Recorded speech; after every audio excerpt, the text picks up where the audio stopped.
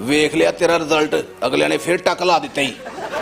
ਜੇ ਤੂੰ ਹਿਊਮਨ ਦੇ ਬੱਚਿਆਂ ਵਾਂਗੂ ਨਹੀਂ ਪੜਨਾ ਤੇ ਖਾਨਦਾਨੀ ਕੰਮ ਸਿੱਖ ਲਾ, ਕੂੜਾ ਚੁੱਕਣ ਵਾਲਾ। ਸ਼ਰਮ ਕਰੋ, ਤੁਹਾਡਾ ਖਾਨਦਾਨੀ ਕੰਮ ਤੇ ਗੱਟਰ ਕੱਢਣਾ ਵਾ। ਅਸੀਂ ਫਨਕਾਰ ਲੋਕ ਆ, ਸਾਨੂੰ ਮੰਗਣਾ ਪੈ ਜਾਏ ਫਖਰ ਮਹਿਸੂਸ ਕਰਦੇ ਆ। ਮੈਂ ਤੇ ਇਸ ਲਈ ਇਹਦੀ ਪੜ੍ਹਾਈ ਤੇ ਪੈਸੇ ਲਾਏ ਕਿ ਚਲੋ ਪੜ੍ਹ ਲਿਖ ਜਾਏਗਾ ਤੇ ਸੌਂਕ ਕੇ ਡੱਕਾ ਕੱਢ ਲਏਗਾ, ਇਹਦਾ ਆਪਣਾ ਲੱਗ ਗਿਆ। ਮੁੰਡੇ ਨੇ ਗੱਡੀ ਕਹੀ ਸੀਗੀ, ਤੁਸੀਂ ਲੈ ਕੇ ਨਹੀਂ ਦਿੱਤੀ। ਓਏ ਸਾਰੀਆਂ ਹੱਥ ਗੱਡੀਆਂ ਇਹਦੀਆਂ ਹੀ ਆ।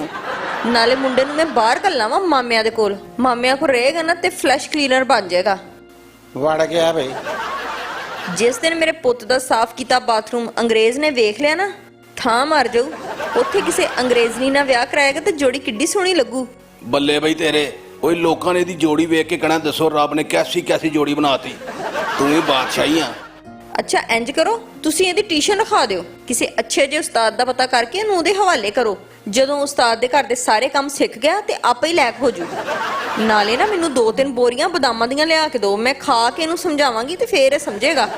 ਓ ਮਾਂ ਜੀ ਜਾਣਦੇ ਹੋ ਮੈਂ ਇਮਤਿਹਾਨ 'ਚ ਬੂਟੀ ਲਾ ਲਿਆ ਕਰਾਂਗਾ, ਤੇ ਜੇ ਫਿਰ ਵੀ ਪਾਸ ਤੇ ਮੈਂ ਹੋਣਾ ਕੋਈ ਨਹੀਂ। ਹਾਂ ਵੇ ਪੁੱਤ, ਬੂਟੀ ਵਾਲਾ ਕੰਮ ਕਿਹੜਾ ਔਖਾ ਹੈ।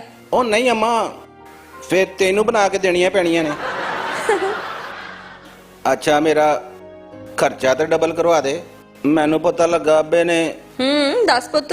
ਕਰਾਚੀ ਦੇ ਕੂੜੇ ਦਾ ਠੇਕਾ ਵੀ ਲੈ ਲਿਆ। ਹਾਂ ਹਾਂ ਕਿਉਂ ਨਹੀਂ, ਜ਼ਰੂਰ ਪੁੱਤ। ਤੂੰ ਡਬਲ ਦੀ ਗੱਲ ਕਰਦਾ, ਮੈਂ ਕਹਿੰਨੀ ਜਦੋਂ ਪਿਓ ਸੁੱਤਾ ਹੋਵੇ ਤੇ ਤੂੰ ਸਾਰੇ ਪੈਸੇ ਕੱਢ ਲਿਆ ਕਰ। ਵਾਹ ਬੇਗਮ ਵਾਹ, ਜਿਹੜਾ ਕੰਮ ਸਾਰੀ ਜ਼ਿੰਦਗੀ ਮੈਂ ਕਰਦਾ ਰਿਹਾ ਹੁਣ ਇਹ ਕਰੇਗਾ। ਸਾਰੇ ਭੈੜੇ ਕੰਮ ਤੂੰ ਸਿਖਾ ਦਿੱਤੇ ਨੇ, ਪਿਓ ਹੋਣ ਦੇ ਨਾਤੇ ਮੈਂ ਕੀ ਸਿਖਾਉਣਾ ਵਾ। ਨਾ ਕੀ ਸਿਖਾਉਣਾ ਤੁਸੀਂ? ਕੀ ਗੱਲ ਆ, ਤੁਹਾਡਾ ਪੁੱਤਰ ਨਹੀਂ? ਇਹ ਹੁਣ ਮੈਨੂੰ ਕੀ ਪਤਾ।